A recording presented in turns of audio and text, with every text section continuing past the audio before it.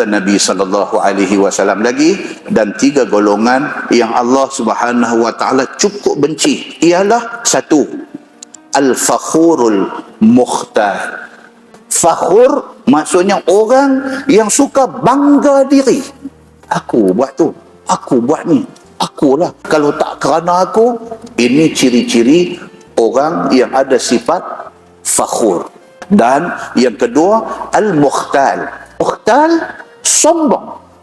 Allah benci, Allah marah kepada golongan yang pertama, golongan al-fakhurul mukhtal, golongan yang bangga diri dan sombong.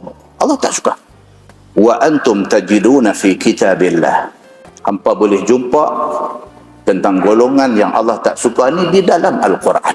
Firman Allah, innallaha la yuhibbu kulla mukhtalin fakhur. Dalam surah Luqman, Tuhan kata, innallah, sesungguhnya Allah, la yuhibbu, Allah tidak suka, kulla mukhtalin fakhur, orang yang sombong dan bangga diri. Allah tak suka. Allah sebut dalam Quran, maka Nabi SAW sebut dalam hadis dia sebagai golongan pertama yang Allah tak suka.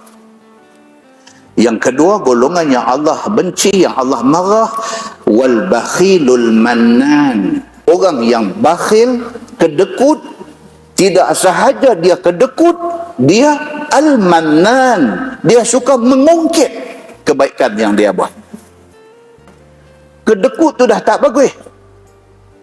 Nak tengok dia bagi sedekah, nak tengok dia bagi sumbangan, nak tengok dia bagi infak, susah. Dia bagi sekali RM10, duk sebut tu. Duk sebut tu dia panggil al-mannan. Dan yang ketiga, dia kata wat-tajir wal bayya'ul halaf. Golongan ketiga yang Allah marah dan Allah tak suka ialah golongan tajir, golongan businessman, orang meniaga. Wal bayya', dan juga orang yang duk menjual beli. Yang mereka ini al-halaf, suka sumpah tipu.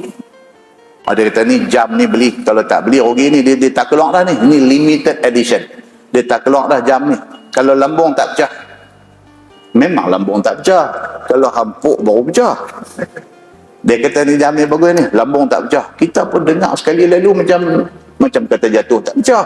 Dah, dia tak bohong, dia kata lambung tak pecah. Tapi cara dia cakap tu, kita tertipu.